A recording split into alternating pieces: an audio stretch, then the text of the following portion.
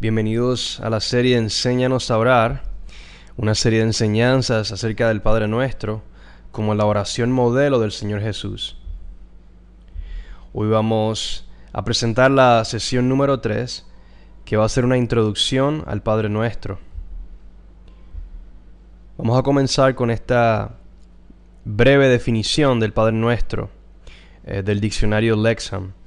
Dice: el Padre Nuestro, el modelo de oración de Jesús, dado a los discípulos en Mateo 6, 9 al 13 y Lucas 11, 2 al 4. Una concisa y poderosa expresión de cómo orar a la luz del Evangelio y el reino de Dios. Interesante cómo define de manera tan breve el Padre Nuestro. Como dijimos en la primera sesión y afirmamos en la segunda, la oración en las Escrituras tiene un enfoque apocalíptico.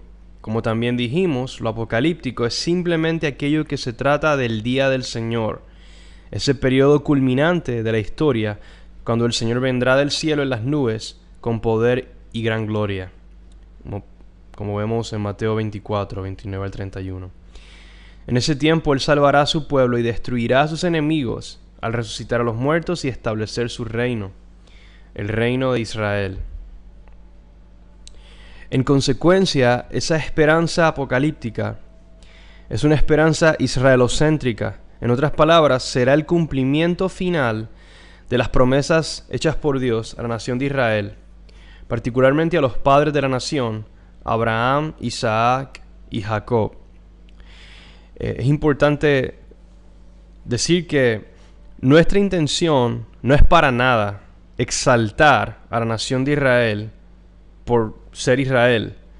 Israel, de hecho, es una nación, actualmente es una nación que en general es una nación pecadora y rebelde, con la excepción, claro está, del remanente fiel de judíos que han puesto su fe y su esperanza en Jesús como el Mesías y el Señor. Sin embargo, es crucial que reconozcamos bíblicamente la elección y los pactos de Dios con la nación de Israel a fin de honrar a Dios mismo. Se trata de honrar al Dios que ha decidido soberanamente hacer las cosas de esta manera y amar a su pueblo, basándose en su sabiduría, su elección y su propio amor y compasión hacia el pueblo elegido. Así que tenía la intención de hacer esa aclaración a fin de enfatizar que esto no se trata de exaltar a la nación de Israel. Hay toda clase de issues políticos, sociales, militares actualmente con la nación de Israel. Nuestro corazón no es asumir un bando desde la perspectiva humana, sino cultivar un entendimiento y una convicción profética basada en las Escrituras. Pequeño paréntesis. El plan para esta sesión es hablar de tres cosas principales. Número 1, las características generales de ambos pasajes donde aparece el Padre Nuestro, en Mateo 6 y Lucas 11. Vamos a hablar también del nuevo Éxodo como base de la esperanza apocalíptica del Padre Nuestro, por lo que se ora en el Padre Nuestro. Número 3, vamos a hablar de los salmos y la tradición judía como fuente principal de su contenido. Mateo 6, 9 al 13. Vamos a comenzar leyendo ambos pasajes a fin de identificar estas características generales de estos pasajes. En Mateo 6 dice: ustedes pues oren de esta manera: Padre nuestro que estás en los cielos, santifica tu nombre. Haz venir tu reino. Haz tu voluntad como en el cielo, así en la tierra. Nuestro pan de mañana, danos hoy. Y perdona nuestras deudas como también hemos perdonado a nuestros deudores. Y no nos dejes caer durante la prueba, sino líbranos del impío. Porque tuyo es el reino y el poder y la gloria por los siglos. Amén.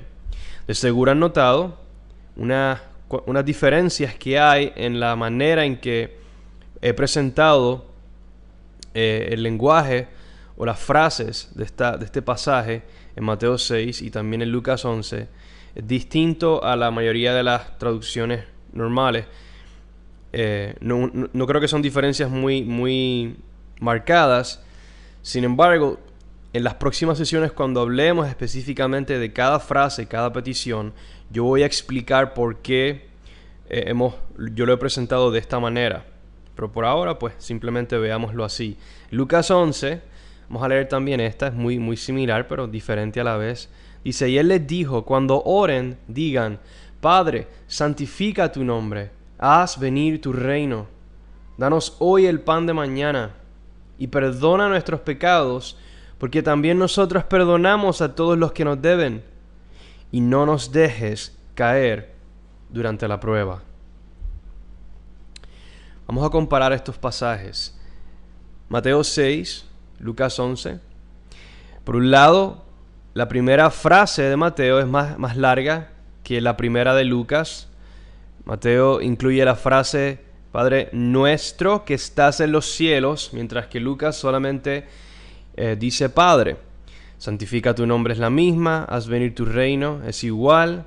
Sin embargo, la frase haz tu voluntad como en el cielo, así en la tierra, aparece en Mateo, pero no aparece en Lucas.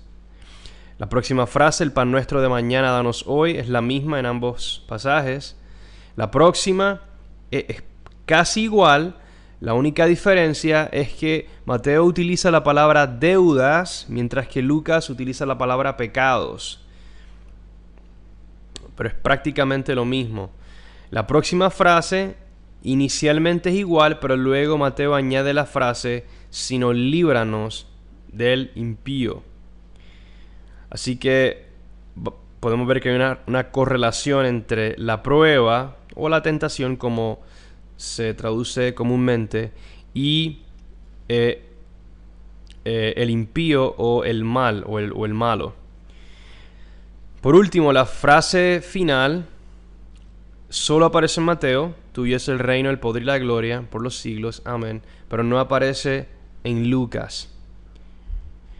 La pregunta es ¿por qué son diferentes? La razón fundamental es porque Mateo fue dirigido a una audiencia judía, mientras que Lucas fue dirigido a una audiencia gentil, es decir, dirigido a nosotros los gentiles.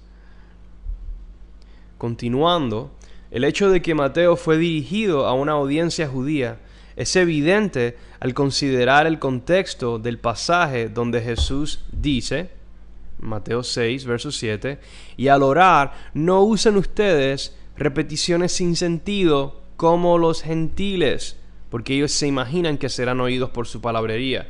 Así que Jesús le dice a su audiencia judía, más específicamente sus discípulos, que sin lugar a dudas eran judíos, les dice, no sean como los gentiles, como nosotros los gentiles, de manera tal que es muy claro que Mateo está dirigido a una audiencia judía.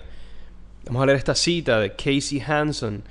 Él dice que el catecismo o la enseñanza, es lo que significa catecismo, la enseñanza o instrucción de Mateo sobre la oración, se dirige a personas que han aprendido a orar desde la infancia, pero cuya oración se encuentra en peligro de convertirse en una rutina. El catecismo o la instrucción de Lucas sobre la oración, por el contrario, se dirige a personas que deben aprender a orar por primera vez y cuya valentía para orar debe ser despertada. Está claro que Mateo nos está transmitiendo instrucción sobre la oración dirigida a cristianos judíos, Lucas a cristianos gentiles. Así que esta es la diferencia básica, es la audiencia. Las audiencias, mejor dicho, a quienes Mateo y Lucas respectivamente se dirigen. Mateo, por un lado, se dirige a judíos. De hecho, hay quienes sostienen que más específicamente Mateo se dirige a una sinagoga en particular, a quienes él está tratando de convencer y de afirmar en cuanto a la verdad de que Jesús era el Mesías, el Hijo de Dios.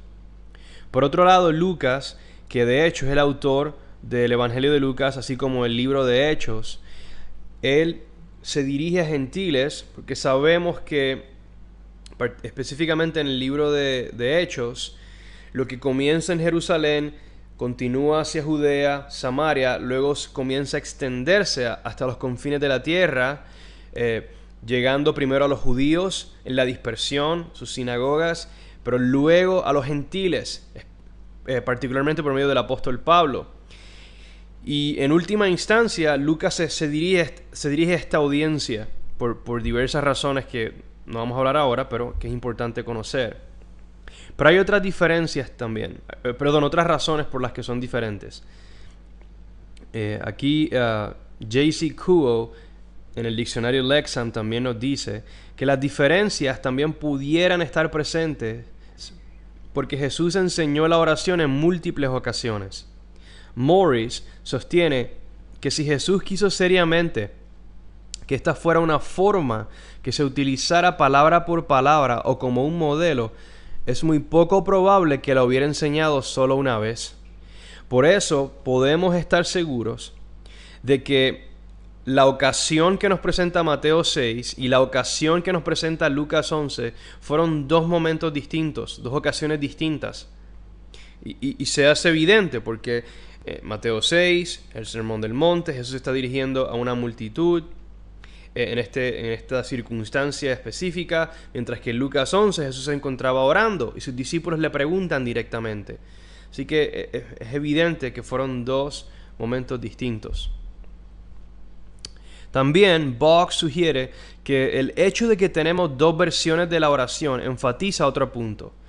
El asunto no es la fraseología exacta de la oración, sino sus temas. Así que más importante es el énfasis de la oración. El énfasis no es en cosas personales, sino en un interés común por la relación con Dios y el acercarnos a Él. Lo que él quiere decir aquí es que el punto principal de los discípulos de Lucas y Mateo no es darnos las palabras exactas que debemos usar, sino los temas, los motivos, las cosas en general en torno a las cuales debemos volver nuestro corazón en oración. Y por lo tanto el énfasis de esto no son cosas personales. En otras palabras, no nos está dando una lista personal y cosas específicas por las cuales orar, sino nos presenta un interés, una agenda en común que está basada en la relación con Dios y en cómo acercarnos a Él, cómo inclinar nuestro corazón a Él en oración. ¿Cuál debe ser la idea, el tema principal, el motivo principal de oración en nuestra vida, bajo el cual basamos el resto de nuestras peticiones? Y esto es algo que he estado queriendo decir, el aprender, el afirmar que el Padre Nuestro es una oración modelo, no significa que el Padre Nuestro es lo único que oramos, estrictamente o así exactamente, sino más bien aquello que determina el mood o la dirección de nuestra vida de oración. Pero claro está, nos acercamos a Dios y presentamos a Dios toda clase de peticiones continuamente. Pero nuestras peticiones y la inclinación de nuestro corazón están enfocadas en aquello que esta oración modelo nos enseña, de manera tal que nuestras peticiones no sean conforme a la carne, como hablamos al principio, sino conforme a la voluntad de Dios. Nos moldea nuestro corazón en torno a esto. Vamos a hablar ahora acerca del contexto inmediato de ambos pasajes. En el caso de Mateo, el contexto inmediato es el Sermón del Monte, que es Mateo 5 al 7. Esto es súper importante y debe influir nuestra manera de ver el Padre Nuestro. Y aunque no es posible hablar en detalle de ese pasaje, sí podemos enfatizar dos cosas principales. Número uno, el mensaje del Señor Jesús en ese pasaje llama al remanente fiel de Israel a la fe, la obediencia y la rectitud de corazón ante la venida del reino de Dios en el día del Señor. Pueden ver esos pasajes para mayor claridad. Número dos, esa fe y obediencia se expresan por medio de la práctica de la justicia, la cual incluye tres cosas en particular. Número uno, el dar. Número dos, orar. Y número tres, ayunar. Estas tres cosas deben practicarse con sinceridad, resistiendo la hipocresía y la autoexaltación. Continuando con el contexto de Mateo, en cuanto a la práctica de la oración específicamente, Jesús dijo, en Mateo 6, verso 1 y versos 5 al 15, cuídense de no practicar su justicia delante de los hombres, para ser vistos por ellos. De otra manera, no tendrán recompensa de su Padre que está en los cielos. Y la recompensa es en el día del Señor. Verso 5. Cuando ustedes oren, no sean como los hipócritas, ya que la oración es parte esencial de una vida recta donde buscamos su perdón, su gracia y su fortaleza para perseverar ante la venida del reino. En otras palabras, esto, antes de continuar, esto nos presenta el por qué la oración es parte de vivir justa o rectamente delante de Dios ante la venida de su día. Es porque al vivir una vida recta, oramos y buscamos su perdón por medio de la oración, buscamos su gracia y su fortaleza. Continuando, porque a ellos, a los hipócritas, les gusta ponerse en pie y orar en las sinagogas y en las esquinas de las calles para ser vistos por los hombres. En verdad les digo que ya han recibido su recompensa, que es, de hecho, la alabanza de los hombres en esta vida, y por eso es que querían ser vistos por los hombres, para que los hombres vieran su piedad y se impresionaran y lo halagaran.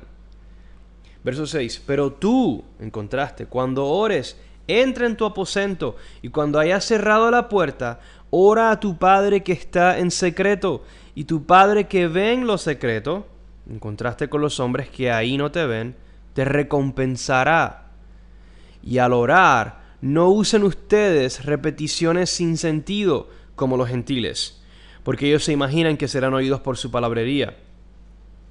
Por tanto, no se hagan semejantes a ellos, porque su Padre sabe lo que ustedes necesitan antes de que se lo pidan. Verso 14.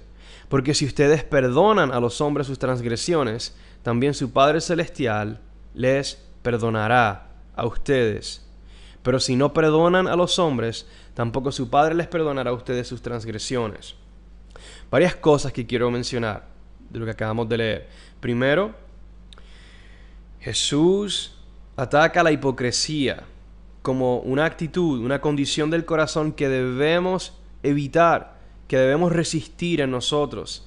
El buscar la alabanza, la aprobación de los hombres, contrario a la aprobación de Dios, que ve lo secreto. Él ve, básicamente, la metáfora que Jesús utiliza acerca del lugar secreto, no se trata de Jesús descartar la oración pública del todo, porque los discípulos oraban en público continuamente, como se ve en los evangelios mismos y en el libro de Hechos, las cartas de los apóstoles.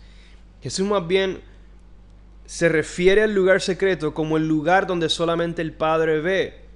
Y en última instancia, esto se refiere al corazón. El Padre ve el corazón, la motivación del corazón. Y cuando la motivación de nuestro corazón es pura, porque nuestro deseo es agradar a Dios por encima de agradar a los hombres, entonces eso tiene recompensa delante de Dios. Y esa recompensa, claro está, es a la luz del día del Señor, cuando seamos recompensados con galardones eternos. Jesús también nos dice que no usemos repeticiones sin sentidos. Y vamos a leer ahora una cita que expande aún más en cuanto a esto, de Craig Evans, quien dice: los discípulos de Jesús deben dirigirse a Dios con respeto y con fe. Y al orar no usen ustedes repeticiones sin sentido como los gentiles, porque ellos se imaginan que serán oídos por su palabrería. Pudiéramos tener aquí una alusión a la historia de los profetas de Baal, clamando todo el día a su Dios, quien nunca les respondió. Evidentemente ellos pensaban que eventualmente Él escucharía su oración si hacían suficiente ruido y repetían constantemente sus palabras. Implícito también en la crítica burlona de Jesús acerca de la oración de los gentiles es su imagen pobre de Dios. Ellos claman como queriendo manipular o halagar a Dios para que actúe. Es posible que oraran para impresionar a los espectadores humanos sin que Dios mismo les importara. Los hipócritas, a quienes les encanta ponerse en pie en lugares públicos y ofrecer su oratoria, son tan ridículos como los profetas de Baal, tiempo atrás, o los paganos del primer siglo, quienes frenéticamente trataban de capturar la atención de su Dios. Hay un elemento importante de respeto en la enseñanza de Jesús. Después de todo, la verbosidad implica que Dios no puede oír o que no le importa. Esta preocupación es expresada en la sabiduría de Ben Sira, quien aconseja a sus estudiantes: no balbuceen en la asamblea de los ancianos y no repitas tus palabras al orar. De igual forma, en el consejo más antiguo del predicador: no te des prisa en hablar, ni se apresure tu corazón a proferir palabra delante de Dios, porque Dios está en el cielo y tú en la tierra. Por tanto, sean pocas tus palabras. Ahí está citando Eclesiastés 5:2. Muy buena esta cita de Craig Evans. El contexto inmediato de Lucas. En el caso de Lucas es muy importante mencionar que parte central de su narrativa es una teología de la oración por medio de la cual llamó a los creyentes a la perseverancia en ella. Y pueden ver todos los pasajes en el Evangelio de Lucas donde él habla de la oración, sean exhortaciones a la oración como momentos donde Jesús mismo estaba orando o donde trajo a sus discípulos para que oraran con él, entre otros casos. El contexto inmediato en el capítulo 11, donde aparece el Padre Nuestro, enfatiza dos cosas. Número 1, la persistencia en la oración. Y número 2, la bondad del Padre al dar el Espíritu en respuesta a la oración persistente. En las próximas sesiones veremos cómo este contexto es relevante para interpretar correctamente el Padre Nuestro. Y es cuando vamos a entrar en más detalle acerca de cada una de las frases. Vamos a hablar ahora de la segunda cosa en esta sesión, que es el Padre Nuestro como una oración por el nuevo Éxodo. Vamos a ver de qué se trata este nuevo Éxodo. Ahí tenemos a Moisés cuando partió el Mar Rojo. Esa foto me la mandó el ángel Gabriel. No es broma. El Éxodo de Egipto. Basado en el pacto con Abraham, el Éxodo de Egipto, el evento más significativo en toda la narrativa bíblica, fue el medio por el cual Dios redimió y creó a su pueblo Israel para la gloria de su nombre. No hay evento más significativo que sea mencionado más continuamente que el Éxodo, el famoso Éxodo de Egipto. Y fue en ese evento cuando el Señor redimió o libró a Israel de la esclavitud en Egipto. El pueblo había sido entregado como una prueba, como una cruz. Por 430 años había sido entregado a Egipto y fueron oprimidos severamente por todo este periodo tan extenso. Y luego el Señor envía a Moisés, como vamos a ver, lo redime y esa redención se constituye en una obra de creación, porque es tan interesante como la narrativa del Éxodo es muy similar a la narrativa de la creación original en Génesis 1, donde por ejemplo de el gran abismo de aguas, el Señor hizo surgir los cielos, la tierra y todo lo que hay en ellos. De la misma manera en que de entre las aguas del Mar Rojo, el Señor hizo salir a un pueblo que se constituye en las primicias de una nueva creación. Y el tema del Éxodo y el nuevo Éxodo es masivo en las Escrituras. Es impresionantemente grande e importante. Y sin embargo, en esta sesión solamente vamos a hablar de varios puntos principales. Éxodo 3, 6 al 15. Famoso pasaje que dice, el Señor dice: yo soy el Dios de tu padre, el Dios de Abraham, el Dios de Isaac y el Dios de Jacob, es decir, el Dios del pacto con estos patriarcas. Entonces Moisés se cubrió el rostro porque tenía temor de mirar a Dios, y el Señor dijo: ciertamente he visto la aflicción de mi pueblo que está en Egipto, y he escuchado su clamor a causa de sus capataces, pues estoy consciente de sus sufrimientos. Así que he descendido para librarlos de mano de los egipcios y para sacarlos de aquella tierra a una tierra buena y espaciosa. Ahora pues, ven y te enviaré a Faraón para que saques a mi pueblo, a los israelitas de Egipto. Dijo además Dios a Moisés: así dirás a los israelitas: el Señor, o Yahweh, el Dios de sus padres. Así que el Señor hace hincapié acerca del pacto con Abraham, porque el Señor lleva a cabo este éxodo conforme a la promesa a Abraham. Él dijo que haría de él una gran nación, y es por medio del éxodo que el Señor crea o hace a esta gran nación, Israel, y los redime. Así que el Señor apela al pacto y dice: el Dios de Abraham, Isaac y Jacob me ha enviado a ustedes. Este es mi nombre para siempre. Esto es tan importante. Dios para siempre será el Dios de Abraham, Dios de Isaac, Dios de Jacob, Dios de Israel, para siempre. Y con Él, con ese nombre, se hará memoria de mí, de generación en generación. Eso significa que será ese nombre el que será invocado en oración. El Dios de Israel, el Dios del Éxodo.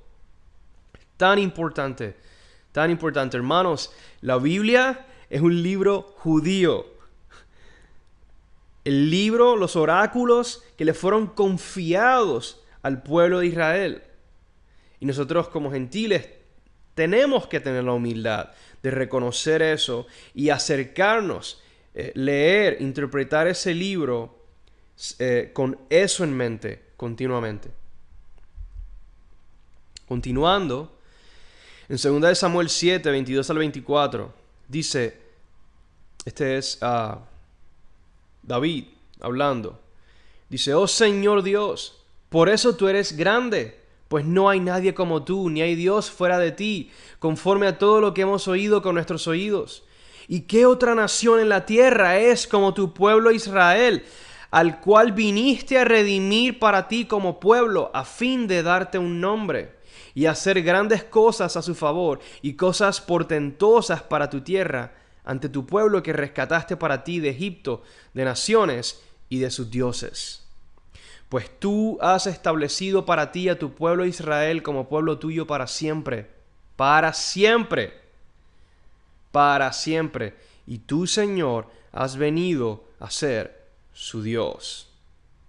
Muy importante acerca del Éxodo y cómo continúa afirmando y demostrando cuán central era el Éxodo en la narrativa bíblica, en el testimonio de los profetas. Jeremías 32, 20 al 22 dice: tú realizaste señales y portentos en la tierra de Egipto hasta este día, y en Israel y entre los hombres, y te has hecho un nombre como se ve hoy. Sacaste a tu pueblo Israel de la tierra de Egipto con señales y portentos, con mano fuerte y con brazo extendido, y con gran terror, y le diste esta tierra que habías jurado dar a sus padres, tierra que emana leche y miel. Jeremías también reconoce que fue conforme al pacto que el Señor lleva a cabo este evento.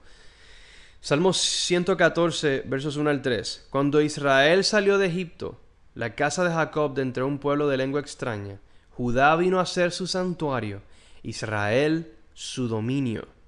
Lo miró el mar y huyó, el Jordán se volvió atrás. Cuán significativo continuó siendo esto en la mente del pueblo de Israel. Hablemos ahora acerca del Evangelio del nuevo Éxodo, o las buenas noticias acerca de un Éxodo que vendrá. Habiéndose convertido en el prototipo de una salvación más grande, el Éxodo se constituyó en la base para la proclamación de los profetas de Israel, quienes anunciaron la buena noticia acerca de un nuevo Éxodo, por medio del cual Dios redimiría a su pueblo y restauraría su reino. Mira lo que dice Isaías 11, 1 al 16. Entonces un retoño brotará del tronco de Isaí, y un vástago dará fruto de sus raíces, hablando del Mesías, de Jesús. Y reposará sobre él el espíritu del Señor. Él se deleitará en el temor del Señor y no juzgará por lo que vean sus ojos. Continúa describiendo todo lo que el Mesías hará. Traerá juicio. Con el soplo de sus labios matará al impío, claramente refiriéndose a la venida de Jesús, al día del Señor. Verso 9, no dañarán ni destruirán en todo mi santo monte. La tierra será llena del conocimiento del Señor como las aguas cubren el mar. Verso 10, acontecerá en aquel día que las naciones acudirán a la raíz de Isaí, que estará puesta como señal para los pueblos y será gloriosa su morada. Y aquel día se refiere al día del Señor, es apocalíptico, es escatológico, se trata del fin del siglo, la venida del Señor. Dice, entonces acontecerá en aquel día que el Señor ha de recobrar de nuevo con su mano por segunda vez al remanente de su pueblo que haya quedado. Continuamos el pasaje. Alzará un estandarte ante las naciones. Reunirá a los desterrados de Israel y juntará a los dispersos de Judá de los cuatro confines de la tierra. Verso 15. Y el Señor destruirá la lengua del mar de Egipto, es decir, lo secará. Agitará su mano sobre el río Éufrates con su viento abrasador, lo partirá en 7 arroyos y hará que se pueda pasar en sandalias. Y habrá una calzada desde Asiria para el remanente que quede de su pueblo, así como la hubo para Israel el día que subieron de la tierra de Egipto. Aquí Isaías describe de manera dramática lo que será este nuevo éxodo. Isaías dice que así como lo que hizo el Señor siglos atrás, cuando sacó a su pueblo de Egipto, de la misma manera el Señor actuará en el futuro, pero aún en mayor escala, para salvar, redimir y reunir a Israel nuevamente, en este caso del exilio. Mira lo que dice Jeremías 23, 5 al 8. Vienen días, declara el Señor, en que levantaré a David un renuevo justo, y él reinará como rey, actuará sabiamente y practicará el derecho y la justicia en la tierra. En sus días Judá será salvada e Israel morará seguro. Obviamente esto no ha ocurrido, porque Judá no ha sido salvo, Israel no está morando con seguridad ahora mismo, como es evidente, y Jesús no está reinando aún en su trono en Jerusalén, está esperando por ese día. Continuando, y este es su nombre por el cual será llamado el Señor justicia nuestra. Por tanto, escuchen esto, verso 7, vienen días, declara el Señor. Esto es en relación a la venida del reino, es apocalíptico, escatológico, repito. Cuando no dirán más, vive el Señor que hizo subir a los israelitas de la tierra de Egipto, sino, vive el Señor que hizo subir y trajo a los descendientes de la casa de Israel, de la tierra del norte y de todas las tierras a donde los había echado. Entonces habitarán en su propio suelo. Increíble esto que los profetas anunciaron. Ahora escuchen, Mateo 24, 29 al 31, y el lenguaje similar que Jesús utiliza, aludiendo a lo mismo que los profetas anunciaron. Pero inmediatamente después de la tribulación de esos días, el sol se oscurecerá, la luna no dará su luz, las estrellas caerán del cielo y las potencias de los cielos serán sacudidas. Entonces aparecerá en el cielo la señal del Hijo del Hombre, y todas las tribus de la tierra harán duelo y verán al Hijo del Hombre que viene sobre las nubes del cielo con poder y gran gloria. Dice, verso 31, y Él enviará a sus ángeles con una gran trompeta y reunirán a sus escogidos de los 4 vientos, desde un extremo de los cielos hasta el otro.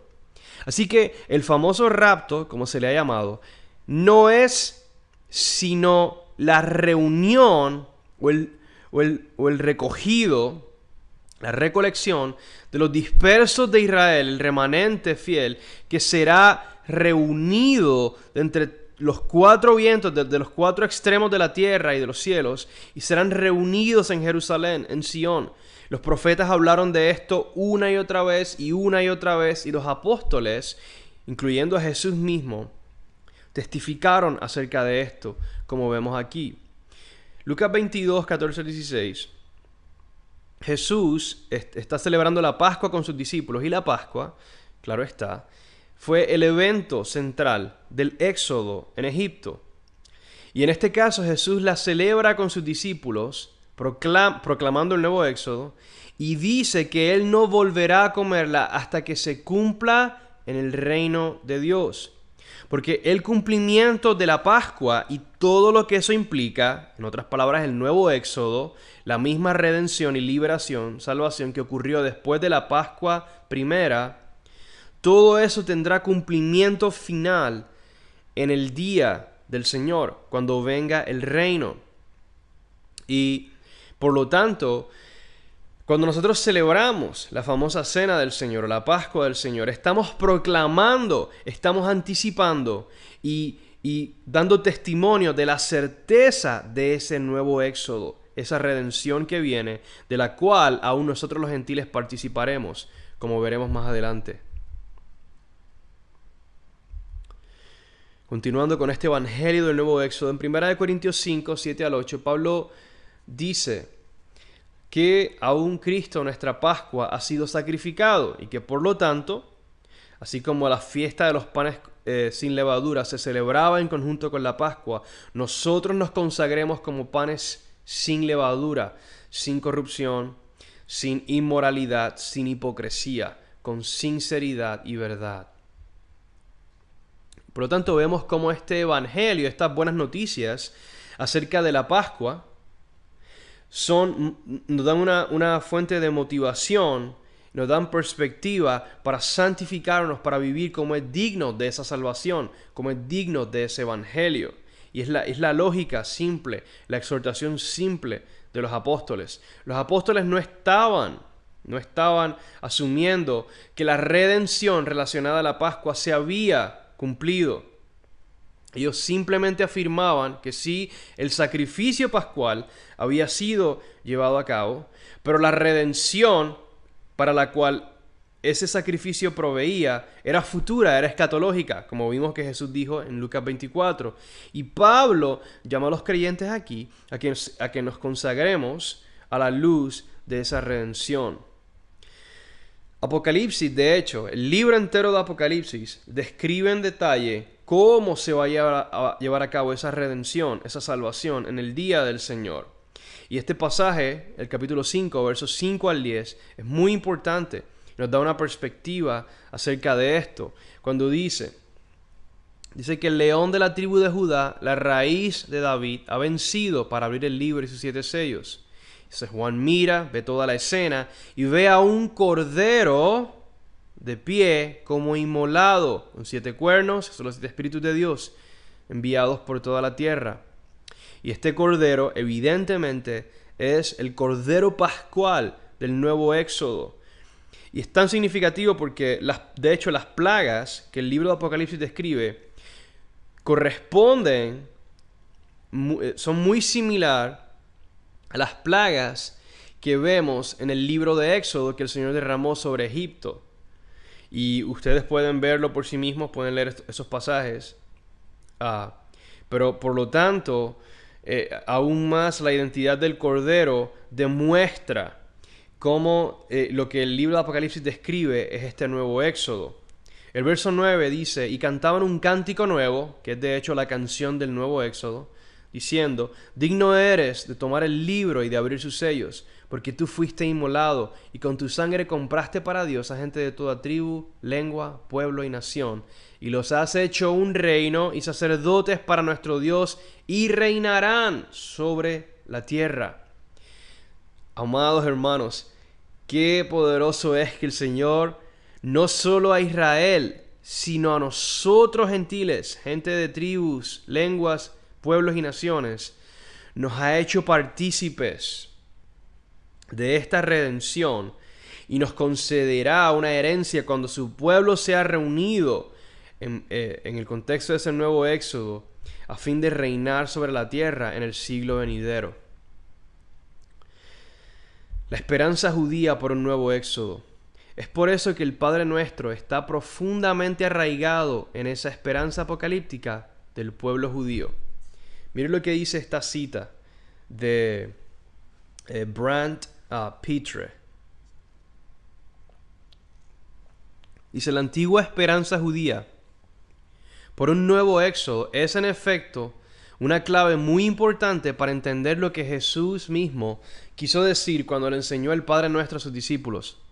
Como veremos, cada línea de la oración está arraigada en el lenguaje y las ideas de las Escrituras de Israel y en la esperanza profética por un nuevo éxodo. Cuando consideramos correctamente este trasfondo del Antiguo Testamento, el Padre Nuestro sí parece ser en efecto una oración por el nuevo éxodo y todo lo que eso implica. La venida del Mesías, la liberación del exilio del pueblo de Dios dispersado y la reunión de Israel y los gentiles a la tierra prometida de una nueva Jerusalén. La clave para descubrir el significado original del Padre Nuestro se encuentra al examinar de cerca el contexto del Antiguo Testamento para el lenguaje y las ideas usadas por Jesús en cada petición. Como veremos, cuando hacemos esto, cada una de sus peticiones puede conectarse de manera notable con la antigua esperanza judía acerca de la venida del Mesías y la reunión de Israel y los gentiles en un nuevo éxodo. Así que cuando comencemos a hablar de cada petición, cada frase del Padre Nuestro, vamos de hecho a presentar todo esto que el autor aquí nos menciona, como absolutamente sin lugar a dudas, la oración del Padre Nuestro es una oración por el nuevo éxodo, y como cada frase está completamente relacionada a ese nuevo éxodo, y eso lo veremos, como ya dije, en las próximas sesiones. Vamos a hablar ahora de la parte final, donde vamos a hablar de los salmos como la fuente principal del contenido del Padre Nuestro. El contenido del Padre Nuestro no fue algo que Jesús se inventara. Aunque seguramente Jesús introdujo una forma o estilo particular de orar, los temas y el contenido esencial de su oración eran más bien la norma entre muchos de los judíos de su época, especialmente entre aquellos que abrazaban una esperanza escatológica basada en la ley, los profetas y los salmos. Lucas 24, verso 44, Jesús dice que esto es lo que yo les decía cuando todavía estaba con ustedes, que era necesario que se cumpliera todo lo que sobre mí está escrito en la ley de Moisés, en los profetas y en los salmos. Y como veremos, los salmos específicamente son la fuente principal de donde surge el lenguaje, las frases del Padre Nuestro. Este es un diagrama para ilustrar lo que estoy queriendo decir. Tenemos los salmos. Ahí está David tocando el arpa, el autor principal del Salterio, o el libro de los Salmos. Y de los salmos surgió, un poco antes de el Padre Nuestro, una oración muy famosa que se le conoce como la oración Kadish. Una oración de carácter judío, surgió entre los judíos, que como vamos a ver es muy similar al Padre Nuestro. Y muchos teólogos o estudiosos creen que Jesús de hecho utilizó parte del lenguaje de la oración Kadish, o tenía la oración Kadish en mente cuando le enseña a sus discípulos el Padre Nuestro. Jesús nunca boicoteó o echó a un lado la herencia judía, aquello que era correcto y bíblico de entre el pueblo judío. Jesús, por el contrario, lo vindicó, lo aprobó e hizo eco de eso. Y el Padre Nuestro es un testimonio de esto. Sin embargo, es importante mencionar que la fuente principal lo fueron los salmos, como vamos a ver. Los salmos, el libro de oración de la Biblia. Indudablemente, el Salterio, como también se le conoce, es el libro de oración de la Biblia. Toda otra tradición judía de oración se deriva del famoso libro de David. Escuchen esto, de una cita de C.C. Broyles en el diccionario Lexham. Los salmos formaron un antiguo libro de oración e himnario. El libro de los salmos contiene liturgias, tales como himnos y las canciones de Sión, que eran cantadas en fiestas de peregrinación, tales como la Pascua, Pentecostés y Tabernáculos. Interesante que él menciona la Pascua, Pentecostés y Tabernáculos. Y como ya dijimos, la Pascua está relacionada al Éxodo. Por lo tanto, los salmos están llenos de oraciones en relación a esa Pascua y el nuevo Éxodo. Continuando, el libro de los Salmos contiene salmos reales reservados para la coronación del rey y salmos de oración para necesidades individuales según surgieran. Estas oraciones individuales pudieran ser invocadas en ceremonias locales y privadas y aún junto al lecho de los enfermos. Y lo que quise presentar con esta cita es que históricamente, aún antes de que surgiera cualquier otro libro de oración o cualquier otra compilación de oraciones que fuera presentada como una herramienta para instruir al pueblo en la oración y la alabanza, el libro de los Salmos fue ese libro por excelencia. En adición, la orientación del Salterio o de los Salmos es también escatológica, como se ve reflejado en el Padre Nuestro. Leamos esta cita de David Mitchell en un libro, un excelente libro. Solamente lo tiene en inglés. Se llama The Message of the Psalter, o el mensaje del Salterio, y él habla acerca del programa escatológico que el libro de los Salmos presenta. Él de hecho sostiene, y no solamente él, muchos otros estudiosos sostienen que el libro de los Salmos no es una colección al azar, no es una colección de diferentes pasajes o canciones que no están relacionadas la una con la otra. De hecho, ellos demuestran que el libro de los Salmos funciona como un todo, buscando comunicar un mensaje específico a lo largo de todos sus 150 salmos. Esto es tan importante. Y en algún momento, si el Señor me permite hacer una enseñanza acerca de los salmos, esto es uno de los puntos principales que yo mencionaría. Pero vamos a leer la cita. El Salterio hebreo fue diseñado, escuchen eso, diseñado, todo el Salterio, por sus redactores, bajo la inspiración del Espíritu Santo, claro está, como una colección de canciones organizadas con el propósito de comunicar un mensaje escatológico. Este mensaje, como en muchos otros documentos judíos de la época del Segundo Templo, consiste de una secuencia predicha de eventos escatológicos. Estos incluyen a Israel en el exilio, la aparición de un superhéroe mesiánico, esa frase está buena, ¿verdad?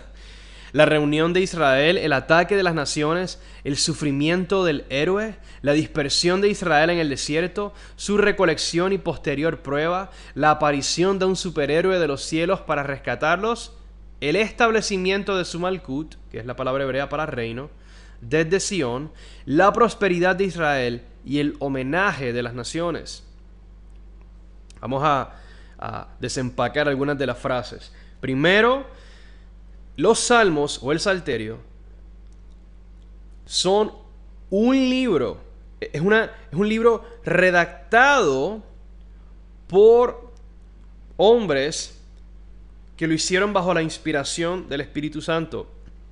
Hermanos, la Biblia no cayó del cielo, fue inspirada por el Espíritu del cielo, pero la Biblia, como nosotros la conocemos, refiriéndome a los lenguajes originales, claro está, no cayó del cielo. En otras palabras, el Señor utiliza procesos humanos para darnos lo que viene siendo la forma final del canon o el texto de las Escrituras. Y con toda convicción afirmamos que estos hombres funcionaron bajo la inspiración directa del Espíritu Santo, pero no como si fueran una máquina o un robot o un monigote, sino como hombres que sabían lo que estaban haciendo y con gran intención y temor de Dios organizaron libros como los Salmos para comunicar un mensaje que claramente es escatológico. Por eso él habla de que, similar a muchos documentos judíos de la época del Segundo Templo, y la época del Segundo Templo se refiere simplemente a el periodo intertestamentario, básicamente lo que ocurrió entre Malaquías y Mateo, por decirlo así. Y claro está, se le llama el Segundo Templo porque fue después de que fuera construido ese segundo templo, una vez el grupo de judíos que regresa de Babilonia construyen ese templo durante el tiempo de Zorobabel, Nehemías, Esdras, toda esa generación. Y se le conoce como el periodo del segundo templo. Y muchas cosas ocurrieron durante este tiempo. Muchos estudios y escritos surgieron durante este tiempo. Y muchos de ellos son relevantes, muy relevantes para nuestro entendimiento de las Escrituras. Y el autor Mitchell, él afirma que el libro de los Salmos presenta todo un desglose de eventos escatológicos, es decir, relacionados a los últimos días, que incluyen el exilio de Israel y la reunión de Israel. En esencia, incluyen un nuevo éxodo, porque claro está, la reunión de Israel y el establecimiento del reino forman parte de ese nuevo éxodo. Vamos a ver ahora los paralelos entre el Salterio y el Padre Nuestro, es decir, frases que en el Padre Nuestro que denotan una conexión directa con los salmos. El Salmo 2, no vamos a leer exactamente todos los pasajes por cuestión de tiempo, pero ven cómo el Salmo 2 habla de aquel que está sentado en los cielos, quien es el Padre del Hijo, a quien se le hace la promesa de un reino, o quien es consagrado como Rey sobre Sión. Y vemos cómo es similar al lenguaje de Mateo 6, donde es el Padre en los cielos a quien se le pide que haga venir su reino o que establezca su reino, haciendo su voluntad de esa manera. Próximo paralelo, la petición por el pan. En el Salmo 132, versos 13 al 17, el salmista dice: porque el Señor ha escogido a Sión, la quiso para su habitación. Este es mi lugar de reposo para siempre. Aquí habitaré, porque la he deseado. Su provisión bendeciré en abundancia. De pan saciaré a sus pobres. Y luego continúa. Y claro está, corresponde a Mateo 6:11. Y cuando entremos de lleno a cada una de las frases del Padre Nuestro, vamos a hablar de todo esto en detalle. Solamente quiero que vean brevemente la conexión que hay.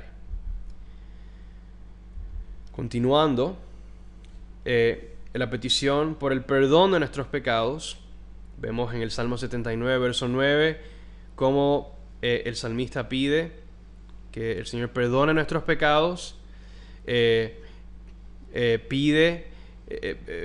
Salmo 7, verso 9, habla de cómo el Señor prueba los corazones, mientras que Lucas 11, verso 4, le pedimos a Dios que no permita que caigamos durante esa prueba, sino que nos sostenga, que nos dé la perseverancia, aun cuando Él prueba nuestra fe como el oro. También vemos en el Salmo 79, verso 9, la petición de ser librados del impío. Repito, de todo esto vamos a hablar en detalle en las próximas sesiones. Finalmente, la famosa doxología. Y una doxología es simplemente una expresión de alabanza y de exaltación al Señor. Y vemos, como en el Salmo 22, verso 28, se nos dice que del Señor es el reino. El Salmo 62, verso 11 dice que de Dios es el poder. Y el Salmo 145, versos 11 al 12, de hecho las pone todas juntas, como lo hace Mateo 6:13. La gloria de tu reino dirán, y hablarán de tu poder, para dar a conocer a los hijos de los hombres tus hechos poderosos y la gloria de la majestad de tu reino. Porque tuyo es el reino y el poder y la gloria para siempre. Amén. Así que estos son solo varios ejemplos. Pude haber presentado muchos otros ejemplos de los salmos, donde podemos ver lenguaje, frases, palabras que claramente luego se reflejan en el Padre Nuestro y por lo tanto demuestran que la fraseología o el lenguaje del Padre Nuestro provenía principalmente de los salmos, del Salterio. En adición, existe un paralelismo general entre la estructura de los salmos y la del Padre Nuestro, ya que ambos comienzan con la promesa del Padre al Hijo acerca del reino, se desarrollan con las peticiones de los justos para perseverar y concluyen con una doxología que celebra el cumplimiento de la promesa en el establecimiento del reino. Lo que estoy queriendo decir aquí con el paralelismo es simplemente una palabra técnica para dos cosas que son paralelas, eso es bien simple, y que corresponden la una a la otra. Entonces, la estructura de los salmos, lo que quiero decir con eso es cómo los salmos, como un todo, los 150 salmos, han sido organizados. Sabemos, claro está, que el Salmo 1 y 2 son los dos primeros salmos. Wow, eso es una revelación profunda. Pero aunque no lo parezca, de hecho es muy importante porque se ha demostrado que el Salmo 1 y 2 funcionan como la introducción a todo el libro, al Salterio como un todo. Y interesantemente, en esa introducción, como ya dije, se habla del Padre, quien promete una herencia al Hijo, a quien ha ungido como rey en Sión, su monte. Y de la misma manera comienza el Padre Nuestro, invocando al Padre del Hijo para que cumpla esa promesa y haga venir su reino. Luego los salmos, en adelante, se continúan desarrollando con toda clase de peticiones, pero cuyo enfoque principal es la perseverancia a la luz de esa promesa por el reino, con la que comienza el libro de los salmos. Y luego el libro concluye con los salmos Aleluya, titulados Aleluya, que son básicamente una doxología, una expresión de alabanza y exaltación a Dios y gratitud por el cumplimiento de la promesa al establecer ese reino. Como por ejemplo, lo vemos en el Salmo 150. Aleluya, alaben a Dios en su santuario, alábenlo en su majestuoso firmamento, alaben a Dios por sus hechos poderosos, alábenlo según la excelencia de su grandeza, alaben a Dios con sonido de trompeta, con arpa, con lira, con pandero y danza, con cuerda y flauta, alaben a Dios con címbalos sonoros, con címbalos resonantes, todo lo que respira, alabe a Yahweh o al Señor, aleluya. Y si ustedes toman en cuenta los salmos anteriores, porque los últimos salmos constituyen la conclusión, de la misma manera en que el Salmo 1 y 2 son la introducción, los últimos 5 o 6 salmos aproximadamente son la conclusión, y todos tienen algo en común, y es la palabra aleluya, por la cual se le da gloria, honor, alabanza, se le atribuye a Dios el poder y el reino que Él ha establecido y por medio del cual ha traído justicia y restauración a la creación. Y el Padre Nuestro es muy interesante cómo su estructura es paralelo a esto, como ya dije. Vamos a concluir brevemente con lo que mencioné acerca de la oración Kadish. Esto que vamos a ver es la versión más antigua de esta oración judía recitada durante el tiempo de Jesús. Dice: exaltado y santificado sea su gran nombre en el mundo, el cual Él creó según su voluntad, que establezca Él su reino en tu generación y en tus días, y en la generación de toda la casa de Israel, con rapidez y en un tiempo cercano. Este autor, Donald Hackner, dice que el Padre Nuestro, en su orientación escatológica, es similar en varios aspectos a la oración Kadish de la sinagoga.